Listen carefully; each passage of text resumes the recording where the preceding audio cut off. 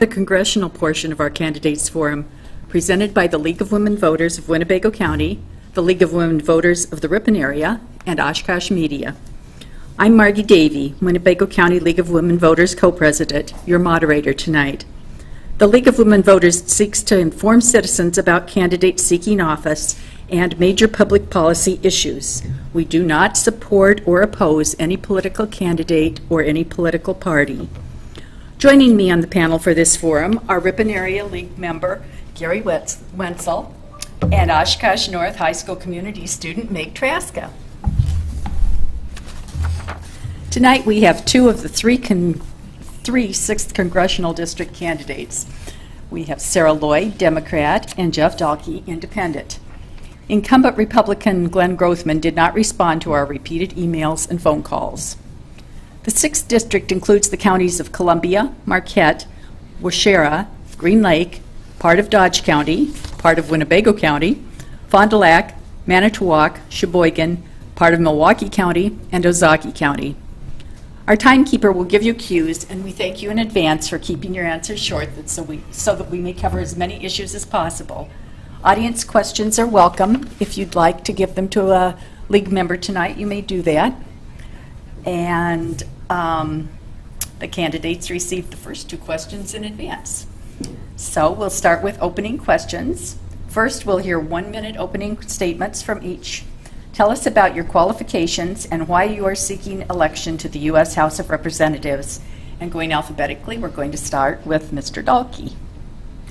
Hello, everyone. I'm Jeff Dahlke, independent candidate for U.S. Congress in Wisconsin's District 6. I'm running as an independent because I feel that the two-party system is broken. The two major parties are both controlled by the same corporations and the same special interest groups. I grew up on a small dairy farm, and I chose a career in construction, and I worked hard and I moved up into management roles. I currently work for Gunnar & Zimmerman as a global service technician. I worked all over the country and all over the world in places like Indonesia, Russia, and China. Now I feel I need to do my part to help fix things so that our children and our grandchildren will grow up in a better world. My unique background and world travel makes me a true representative of the people in the district. Our government is filled with establishment politicians who no longer represent the people. I am not a career politician. Congress needs more boots and less suits. We need people who understand what it's like to work hard and get things done. My wife Kathy and I have been traveling all over the district listening to the people, and I'm looking forward to answering your questions tonight. Thank you. Thank you. Sarah Lloyd. Thanks very much for the opportunity. I appreciate the League of Women Voters, and it's too bad that the incumbent's not here because I believe in small d democracy, and this is very important for our citizens to be able to have this conversation. My name is Sarah Lloyd. I'm running as a Democrat in the 6th Congressional District. My husband and I dairy farm outside the Wisconsin Dells in Columbia County. We run a business with his family, and I work off the farm for the Wisconsin Farmers Union. I do cooperative business development and work with farmers so that they can have better markets for their products. I have experience with government at the local and national level. I was elected to 2 terms on the Columbia County Board, and I represent the farmers of Wisconsin on the National Dairy Board, an appointment by the U.S. Secretary of Agriculture. I'm running as a Democrat because our economy is not working for people. We see special interests who are stealing our democracy and rigging the economy, and we have to push back against that. Thank you. The next question regards priorities. If you are elected, what will be your priorities as a representative for the 6th Congressional District? You have 2 minutes to answer this, and we will start with Sarah. Thanks. So I think that as a representative to the 6th Congressional District, it's my job to bring resources back to the community so that we can really build our economy. And I look to the priority areas of that to be infrastructure development for our communities, for our families, roads and bridges. I'm not sure if anyone here or out in the audience attended the Fix It Now sessions in the different counties. We have a real problem in Wisconsin, and we need to pay attention to our road and bridges, that infrastructure, and let's build out our rail infrastructure for both freight and passenger. That will be a big boom to our economy. And I also want to bring resources to the district so that we can have broadband internet for everyone. That's a huge economic drag right now. As a dairy farmer in a rural area, I'm trying to run a business and I have no access to high-speed internet. It's a real problem. So those are some infrastructure development priorities that I would set. And then education is a big priority, and it's an infrastructure development. We need to invest in our children, we need to invest in our workers, make sure that pre-K to 12 is accessible and good quality public education is there for everyone. And then let's make college affordable and accessible to everyone, and technical training that's necessary for jobs.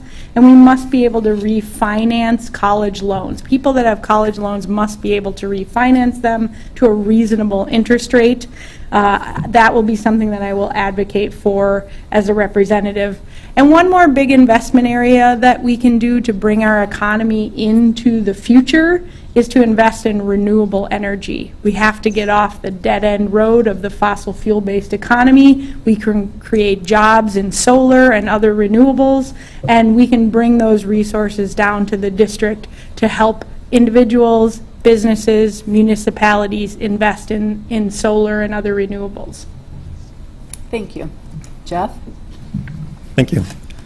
First of all, I think it's pretty sad that there's so much corruption in politics that one of the biggest things that a person needs to push for is campaign finance reform and term limits. I mean, it's ridiculous that it's come to that, but that's one of the first things I think that needs to take care of. After that, I think the next biggest thing that needs to happen is military reform. You know, we need to pay our military people better. They're risking their lives. They deserve no less than what the median household income is for, you know, each household. So that being said, I mean, we really need to focus on the military. Another one is jobs and trade. We really need to renegotiate the trade deals, NAFTA and TPP. NAFTA has been horrible. I've had family members lose their job in Manitowoc at the Mural Company. They're friends of mine that had worked there. In fact, I was working for a construction company who did the snow plowing there, and I didn't get to work anymore in the winter because of it. So I actually felt it firsthand. One of the other things that I need to address when I get to Washington is Social Security. You know, they call it entitlement. It's not an entitlement. That money was paid in by the people. It is their money. They're not entitled to it. It's their money.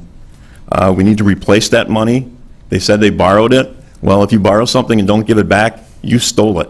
So one of the first things that we need to do is replace that money to Social Security and make it solvent. We need to get rid of the income caps on Social Security too. Just because you're at X dollar amount doesn't mean that you should stop. That's when you should really be paying a little bit more because you can afford to. And also, if you're getting earned income off of stocks and bonds or investment trading, that should be considered as income, and Social Security should be taken off of that too. Okay, thank you.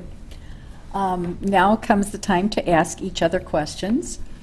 You may each ask one question of your opponent about a federal public policy issue. This is intended to be a dialogue.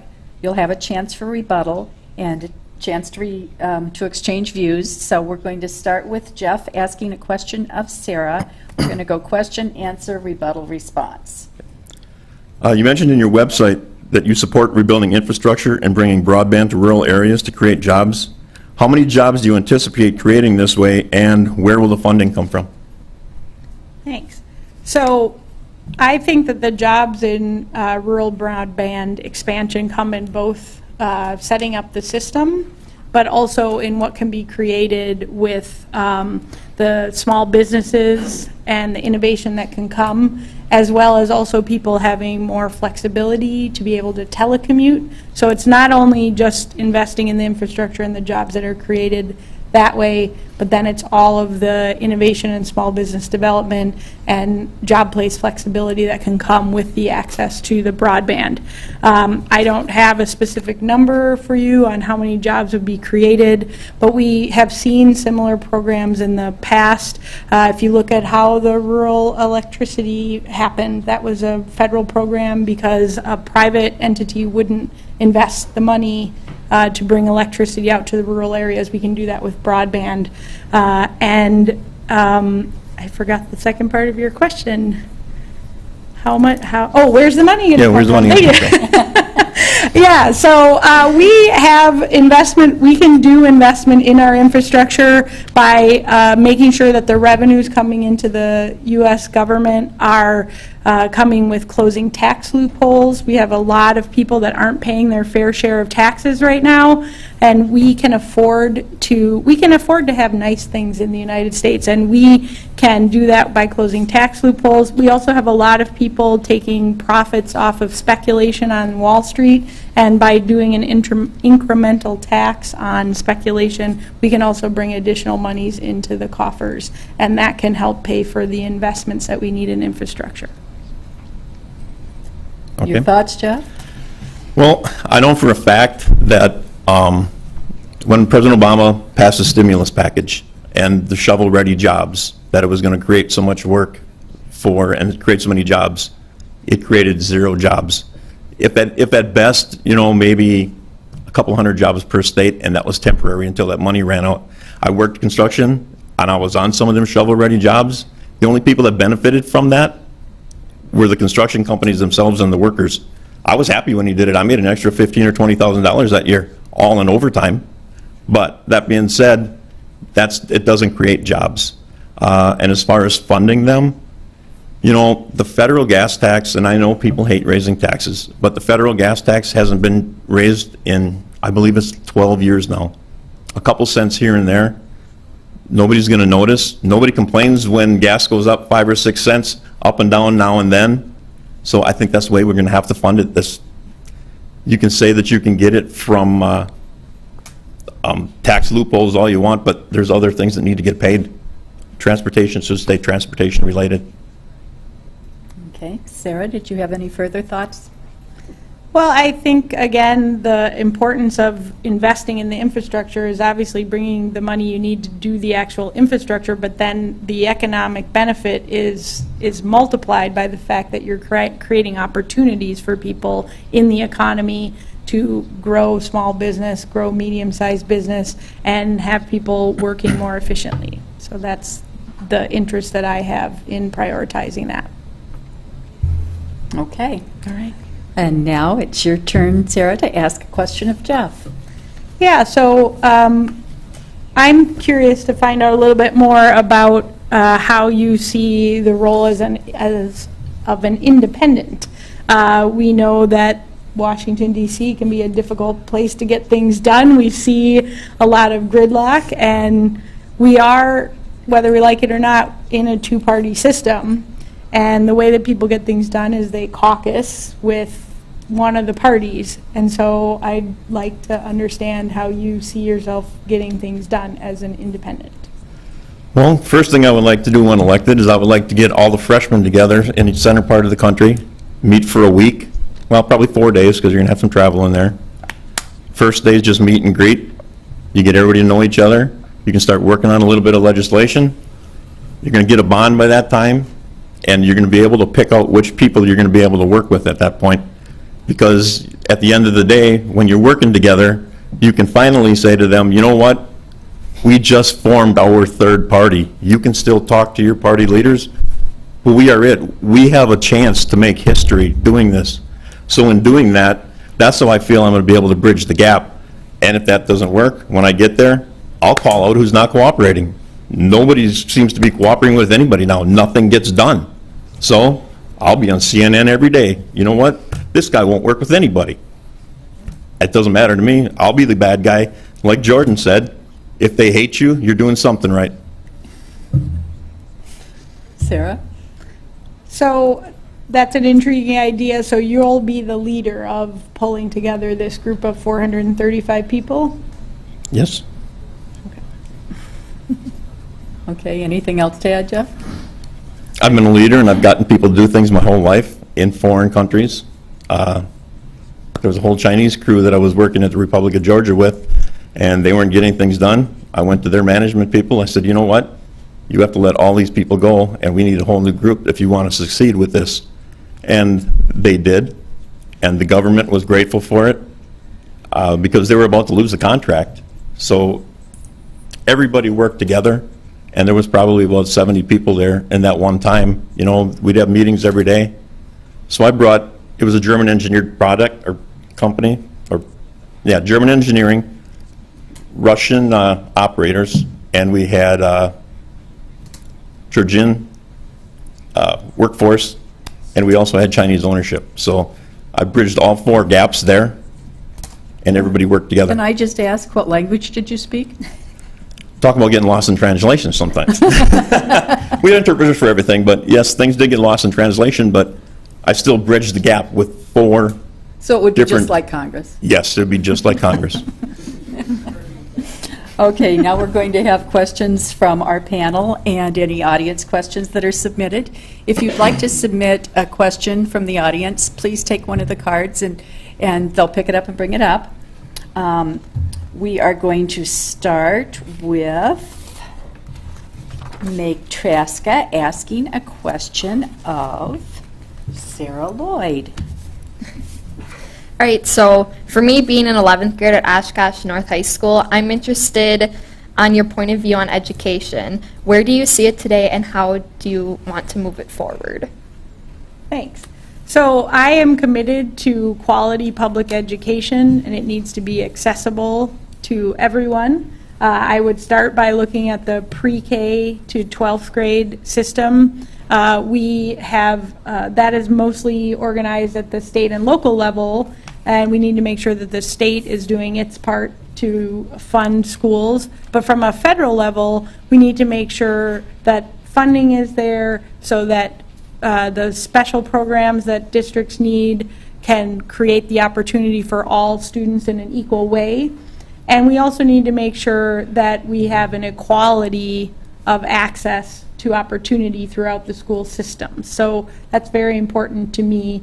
And as I mentioned in my opening, a big priority for me is actually college affordability and accessibility and access to the technical skill development that people need for the workforce. And so we must be able to have a debt-free option for public universities, and we also need to make sure that if people have student loans, they can refinance those. Jeff? One thing I would like to do is eliminate the Department of Education. It's redundant. They're doing the same thing that the states do, and all they're doing is exchanging money. Put the power and the control back in the state and local governments. Let them take care of everything. I remember growing up as a kid, schools seemed just fine, but somewhere along the line, Common Core came in and they started teaching kids to test. And that's when things started going backwards. I have serious concerns about that, so I believe Common Core needs to be eliminated also. And student loan refinancing as far as college education, I think that it should be fair and equitable for them. It should never be any more than what your cheapest home loan rate that you can get. I think that's fair. That way, you know, your banks are still they're putting up the money, but, you know, they're still making some. But it's not a huge burden on the college students. You could actually make it a simple interest loan too, similar to what an auto loan is, where you're not going to be paying 20 years and all that interest like you do on a home loan. It should be a lot more fair for the students. Okay, thank you. Gary, do you have a question? Yes, this question is from the audience. And this goes to Jeff first. What are your thoughts for an immigration policy? Good question. It's heir apparent that you cannot physically have 13 million people leave the country. You can't do it. But you need to have a path for them to stay here. And I have a path for that. I believe that what we could do is pass the legislation saying, you know what, we have to close our borders because you can't leave them open. It's not safe. But give the people that are already here, as long as they're not a felon or convicted of any crimes, the path to be able to stay here. In doing that, they would have to pay a fine, and I feel since they're here illegally, their fine should be 25% of their gross wages for 2 years. That way, they're actually paying for, you know, the wrongdoings coming here. The contractors that are employing them, they need to be fined, and not a little. That fine needs to be hefty enough that it's not feasible for them to continue to employ illegals.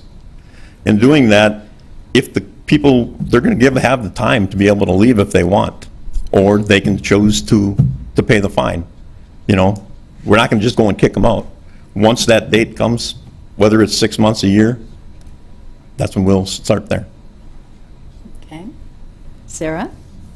So I support comprehensive immigration reform, and this is something that will need a lot of political will to do, and we'll need to work together in Congress to get this done. I do share the view that it's completely unrealistic to talk about deporting people that are here without proper documentation at this point. It makes no sense, and it would be highly disruptive and extremely expensive. So when we hear the Republican nominee for president talking about deporting 11 million plus people, it makes no sense. It's a ridiculous idea. We do need to make sure that we can work with the communities of workers that are here, and we of course need to keep our communities safe and secure. So anyone that has violent or felony convictions, of course, cannot stay in the country, but the overwhelming majority of people that are here working. And we also need to look at the big transnational economic picture that we're involved in, and the reason that people are coming here from other countries, and recognize that and be honest about that. But we need comprehensive immigration reform. Okay, thank you. We'll take another question from Meg for Sarah. After investigating, economy appears to be a focus for each of you. In terms of our community, how do we improve the jobs that already exist and create new ones? Okay. So we have, as I mentioned in my opening, the economy is not working for everyone. We have people working 2-3 jobs. They're not able to make ends meet. If someone is working 40 hours a week, they should be able to afford rent, basic household items, and a reasonable social life. That's kind of a base core of what we understand that should be possible for people. I think that what we need to do is make sure that wages that are being paid to people are fair. I do support raising the minimum wage, because I believe in our economy, we have a system where when more money gets flowing through the economy, then it can help to build other businesses. So as a dairy farmer, I need workers to be paid a good wage so that they can pay a decent price for my dairy products. And that's the way our consumer society works. And we need to make sure that the workers are getting their fair share and they can participate in the economy fully. Okay, Jeff? I think what we need to do is we need to stop the federal government from spending the $50 billion a year on foreign aid and take $1 billion and give it to each state, and that money is to be spent for nothing more than creating new jobs, small business, filling your downtown areas with, filling your shops again. I remember growing up, all the shops were filled in every city, you know. It was a sense of community. You could walk down the streets were full. It's not like that anymore. There's a lot of downtowns that are empty. And I think in doing that, if we can get the jobs and the small businesses to come back downtowns in downtown America, that it will actually raise the job or the prices, what people are going to be making, you know. Their wages are going to substantially go up just because of supply and demand. If your jobs are all taken, you got to pay somebody more to be able to keep somebody. Okay, thank you. Gary, you have a question for Jeff. Yes, this is another audience question. Would you support congressional action to require full disclosure for all campaign donations? Yes, I absolutely would. It'd all be part of campaign finance reform.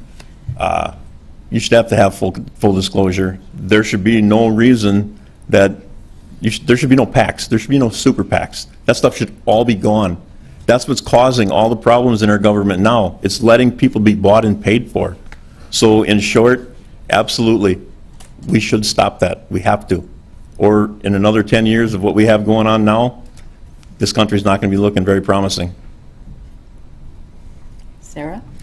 I support campaign finance reform. We have to have full transparency and full disclosure. Right now, we have dark money operating in our elections through super PACs and other means, and we also need to make sure that people really are able to look at how the money's coming in, because it's rigging the game, it's rigging the democracy, and you know, I think it's sad that the incumbent Republican congressman doesn't come here because he doesn't need to. His coffers are full, he's got access to corporate money through the machine, and so he doesn't have to participate in small d democracy, and that's, to me, it's a symptom of the problem. Thank you. Okay, Meg, do you have a question for Sarah? Yes. As a citizen who is nearly eligible to vote, what message do you have for our generation about the state of political process? So when I think about folks that are just going to start voting, and we've described some of the problems that we see in the democracy, what I do see is that there's lots of room for lots of different areas of action. So today we're talking about an election that's coming up, and people vote, and we have electoral processes, but we also need to make sure that young people are involved in other areas of action and having their voices heard. So I would actually say that the exceptionalism that we have in the United States is actually that we have a very robust way that people can talk about the issues. So certainly people need to get out and vote, and we need to get as many young people registered to vote and enthusiastic, but don't put all your eggs in the electoral basket, because there are a lot of other ways that we work in a U.S. democracy, and I encourage young people to get involved in all of the areas. Thank you. Jeff? I agree with Sarah. The young people need to get out and vote. You're a very important part of the country. The one thing of advice, don't just be following a party line. Vote your conscience. Vote what you think. The two-party system is definitely broken, so don't be afraid to look at your other options. And also follow your money. You know, if you really want to get down and dirty and look at what's going on, see where the money's coming from to your candidate. Because chances are, until campaign finance reform comes into play, that the more money you have, the more corrupt you are. Me personally, I'm funding my own campaign. A few small donors, you can probably, it should be like a NASCAR jacket. You should watch everybody's NASCAR jacket and see how their donors are. You know who I have in mind? Friends and family, and that is it. And me and my wife, that's it. But get out to vote. Tell your friends. I mean, that's the big thing. Talk politics. It's okay. You know, it shouldn't be a fight. It shouldn't get you kicked off Facebook. Embrace it. It's your duty. It's your right. It's your privilege. Okay. Gary, you have a question for Jeff. Yeah, this question has to do with the Affordable Care Act, otherwise known as Obamacare.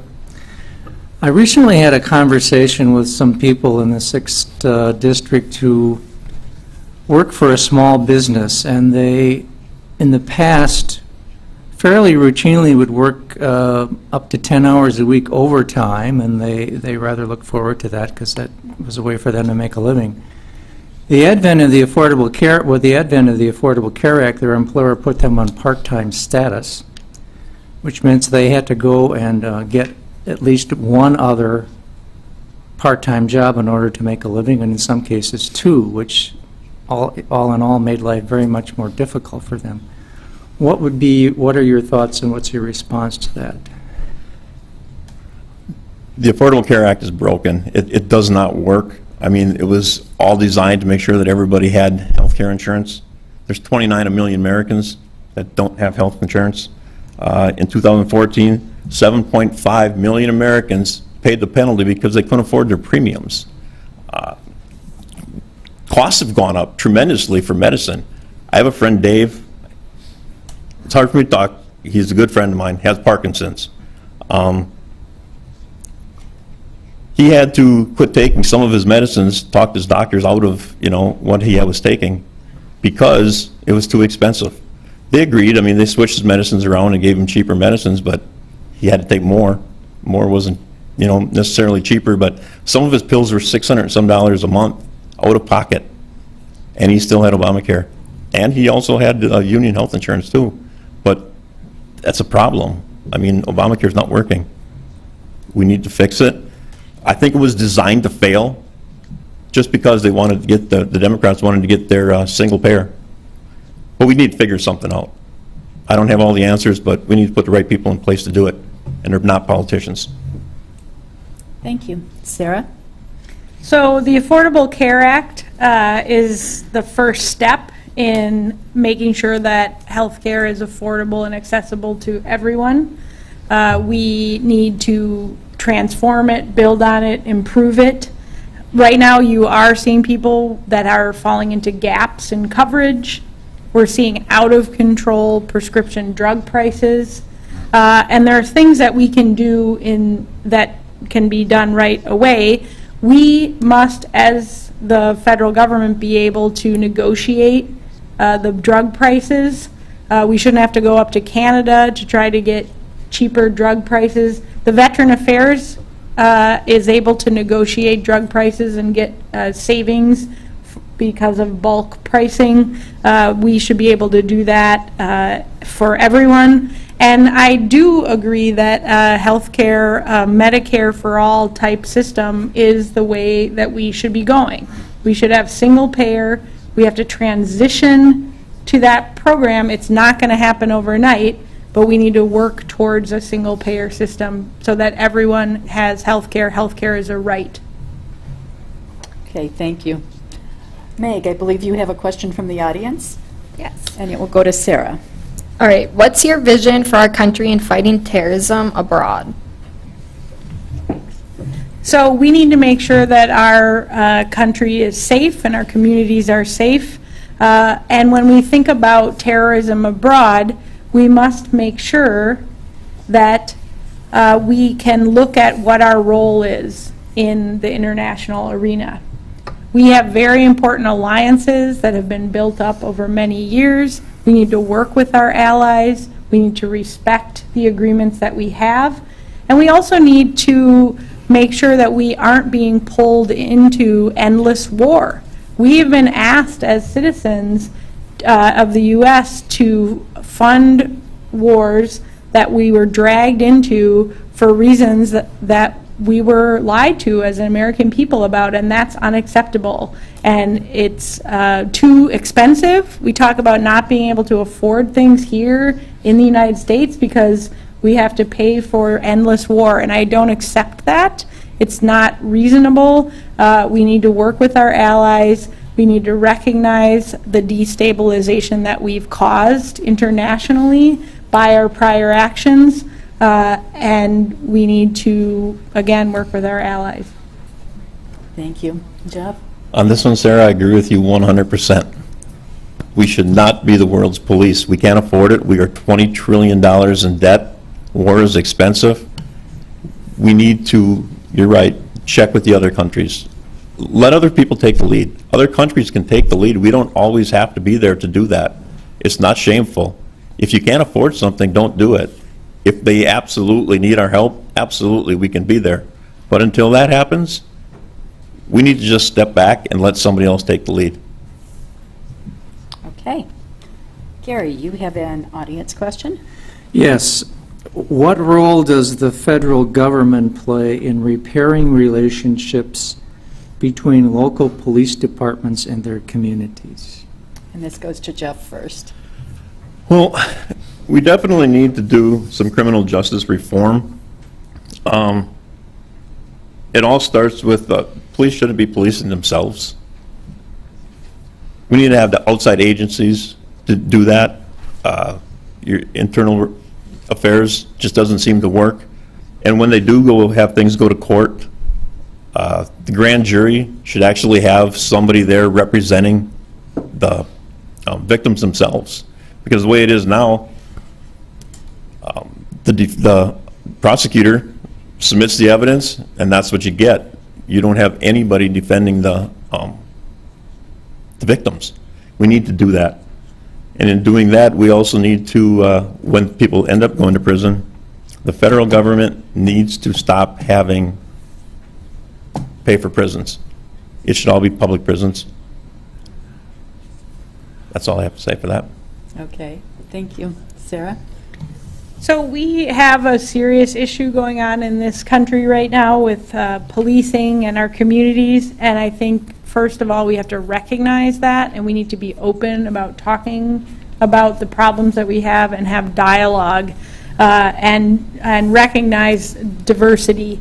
We need more community policing. If you look at what's happening with local police forces, you start looking at the equipment that they've actually been getting from the military. We look at increasingly militarized police forces, and when communities are expecting police to work with them and keep their communities safe, instead they're coming in with gas masks, throwing tear gas, having tank-like vehicles, and those are actually hand-me-downs from the military-industrial complex and the foreign wars. And that is a frightening thing, and it goes counter to what we see as for justice and equality in the U.S. And so I support community policing and a recognition of the problems that we've had and movement towards inclusive solutions. Thank you. Meg, do you have a question for Sarah?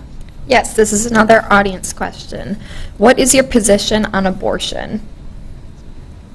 So I support women's access to full reproductive health care, and we need to make sure that we can have clinics there for health care for women. We've seen increasingly in this state and in the country that there's less access, and especially in rural areas, there are many clinics where women are getting primary care and access to health care at, for example, Planned Parenthood and other clinics, and it is dangerous to women's health, and we need to make sure that they have full access to health care and reproductive rights. Jeff? Could you repeat that question again, please? What is your position on abortion? My position on abortion is I cannot have a baby. I can't. So who am I to say that a woman should or should not be able to do it? You know, this one hits pretty hard home to me too. My daughter was 17 when she got pregnant, and I tried talking her into it. Worst thing I could have ever done. I thank God she did not have the abortion, or I wouldn't have my grandson, you know. He means the world to me. So that right there put me in the mindset that I have no right to decide for a woman what she should do. A man should never be able to do that. Thank you. Gary, you have a question for Jeff? Well, I have a question. In talking to a couple of small business owners in the 6th Congressional District, they said their business was down. And one of them said specifically that part of the reason was because his customers specifically told him that they were afraid that if Hillary Clinton became elected president, that she was going to send out the stormtroopers and take away their guns. And so instead of spending money at his business, they're stocking up on guns and ammunition to, in case that scenario comes to happen. What would your response be to that? I support the Second Amendment. We have the right to own guns and protect ourselves. I don't believe that that's ever going to happen. People can try, the president can try, but the people won't stand for that. So in that essence, people saying that's the reason that they're not buying things is because they're spending their money on ammo, they're looking at it wrong. Can you stock up some? Absolutely, because you never know what's going to happen. You know, martial law could happen at any time. Look at the violence that's going on in the country. You know, you need to have something for backup. But as far as going overboard like that, that's a poor excuse. But you do have a point there, though. I can see that happening with people because people are afraid. Sarah? So I support the Second Amendment. My husband hunts, his family hunts. guns for recreation, guns for personal security, that's fine. We need to have a system of background checks. We need to close gun show and internet loopholes. Unfortunately, I think that the gun issue is at times being used as a distraction from the real issues that are at hand, and we're not getting the kind of changes and reforms that we need when we could work together, because we keep being asked to look at this phantom issue that guns are going to be taken away. And I think we need to concentrate on the issues of economic inequality and make sure that the economy is going to work for everyone. And I think the gun issue is becoming a distraction from coming up with real change in this country. Thank you. Meg, do you have a question to ask? Yes, on the topic of health care, how has the FDA improved access to drugs, and should the FDA be left alone, reformed, or abolished? Okay, that's me for first? you, Sarah, okay, yes. all right. I mentioned before that we have a real problem with drug prices because people are not able to access prescriptions, and we hear stories about people that are having to choose or negotiate with their doctors for cheaper prescriptions just because they can't afford it, and they're actually losing quality of care because of that. That's not acceptable. As far as should the FDA regulate things, I don't support abolishing the FDA at this point. I think we need oversight. We need, look what we just saw happen with the EpiPens and the companies that are being able to corner markets on certain things and then jack up the prices. We need that kind of consumer oversight on pricing. And then, of course, we need the FDA to keep people safe. We need to make sure that the raw materials that are going into things are safe. So, in that regard, we do need that protection for consumers, both from pricing and quality of raw materials. Jeff? I agree, we definitely need to overhaul the FDA. It seems to be that there's so much corruption in there. Whoever pays the most money can get their stuff passed, and it shouldn't be that way. And I think the sad part is that overhauling the FDA, you would overhaul it so far that you would abolish it and have to start over. So in theory, you should just abolish it and start all over with a brand new agency. It'll be the same thing, but at least you'll have brand new people. We need to stop allowing drug advertising. That's part of the problem. Anybody gets whatever they're feeling, they can see any advertisement on the TV and go to their doctor and say, oh, I think you should probably prescribe me this because these are the symptoms I'm having. That's part of the problem. I mean, they're feeding themselves, and it's wrong. We also need to get rid of the backlog on approving generic drugs. If you can get the generic drugs passed, it used to be just a short time. It was, I want to say, we went over some of these numbers. I don't know if these are the exact numbers. I think it was 2 years to get stuff passed. Now it's up to 6, 8, some of them are 10 years before they can get any generic drugs passed. That's wrong. It's the same drug. It's just cheaper. Okay, thank you. Gary, you have a question for Jeff? Yes, keeping in mind that Oshkosh Defense is located in the 6th Congressional District, do you think the U.S. military budget is too small, too large, or just about right? It's just about right, but it could use a little bit of an increase. I know Oshkosh Truck is very big in the area, a union shop, which I am all for. Yes, but I do believe that we need to have a small increase in it. President Obama has let it slip, and they've cut too many budgets for the military. So we really need to spend a little bit more money on that. Sarah?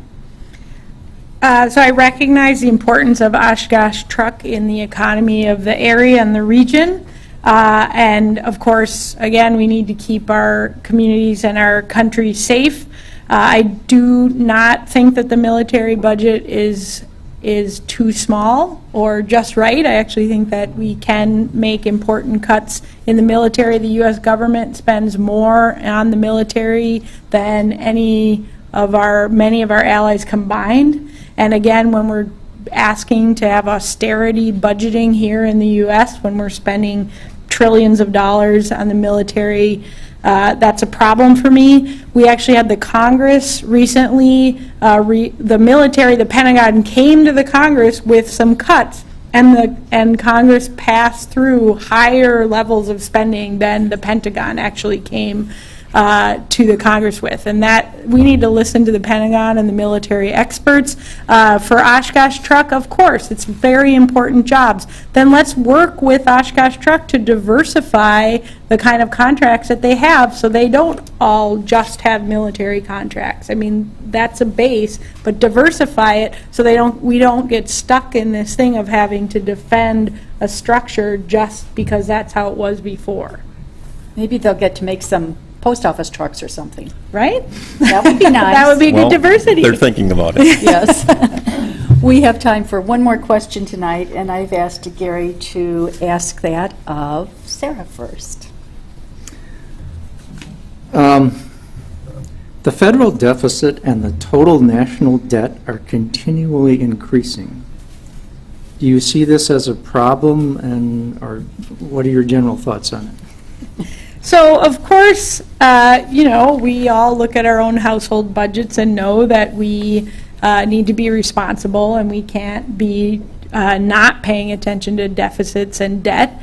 I think we're learning from the Republican nominee for president that you can use debt in a way to further your business. I'm joking, but I do think that, again, we get distracted and asked for austerity budgeting when we just need to reprioritize the way that we are spending the money that we have. And we are also allowing for major tax loopholes.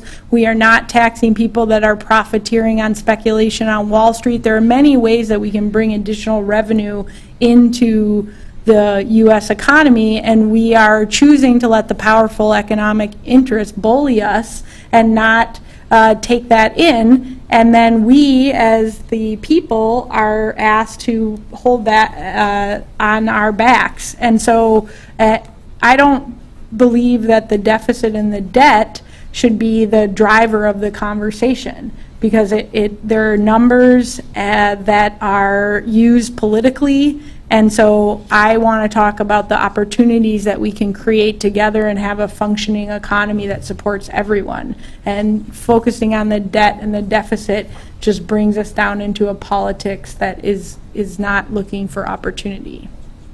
Thank you. Jeff? I believe we do need to focus some on the debt and the budget. We really need to have it balanced. Everybody in this room has to balance their checkbooks. If you don't, it's not going to look good for you. We need to fix the tax code. I think we can fix the tax code and get rid of all the loopholes, not just in individual loopholes, but in corporate loopholes also. That'll help. We need to definitely shrink the size of the government. Government is out of control. We have to shrink that. And if in doing that, we're going to cut back on that budget. Those numbers will come in way better than what we had been over the years. If we can even if we can cut government by 20%, just think of the millions and millions and millions of dollars we can save. We can't keep printing money to cover our debt. That doesn't work. I wish it did, because would have a money tree in my backyard, but it just does not work. We can't do that. We need to stop. We need to fix the tax loopholes, and we need to shrink the size of government. Okay, thank you. Now we will have closing statements from each of you. You each may have 1 minute, and we will start with Sarah. Okay, thanks. Thanks again to the League of Women Voters for allowing this forum to happen tonight. I'm really a proponent of small d democracy, and I think these kind of discussions are important, and thanks to Jeff for coming tonight too and participating. I'm running for Congress because the economy is leaving people behind, our democracy is being rigged by powerful interests, and we need to push back. I know that as we are thinking about who to vote for at the ballot on November 8th, it's important to think about not only who shares your viewpoints and your ideas, but who can win. we need to beat this incumbent who's not representing our values and our community. And I have a strong campaign committee. I have a strong staff. I'm raising funds to be able to get the message out because it's 11 counties. And we need close to 200,000 people to vote for us to win. And you can't do that alone. And we are people-powered. My campaign is people-powered. And we need to think about who can win, and I can win against this incumbent. And I ask for your vote on November 8th. Jeff. I want to thank the League of Women Voters, Oshkosh Media, and WOCT for hosting this event. I also want to thank my wife, my family, and my campaign staff for all their hard work and support. We've talked a lot about important issues today, and it's clear to me that the voters have a very important choice to make in November, and I hope that I am one of them. I have a lot that I want to accomplish in Washington, but I believe that one of the most important things that needs to be fixed is our campaign finance system. Until we can get the dark money, corruption, and all-around backstabbing out of politics, we will continue to see business as usual. I didn't come here in a suit and tie like most politicians do. I did that because I'm not a politician. I'm here in my jeans and my work boots because that's who I am. I'm a working man, have been my whole life, and I'm going to continue working for you every day when you elect me in Congress in November. Okay, well, a special thank you to both Jeff and Sarah for participating tonight. We greatly appreciate it, and we love hearing from you. And thanks to Meg Traska and to the entire Oshkosh North Communities Program who participated tonight. I know there were several here. And to Gary Wetzel from the Ripon League of Women Voters. We appreciate you coming over tonight. Okay, this concludes our forum for the 6th Congressional District. On November 8th, you may vote for one of three candidates: Jeff Dahlke, Independent; Sarah Lloyd, Democrat; or incumbent Glenn Grothman, Republican. Representative Grothman chose not to attend tonight's forum. We will resume in a few minutes with candidates for Winnebago County Register of Deeds. Thank you.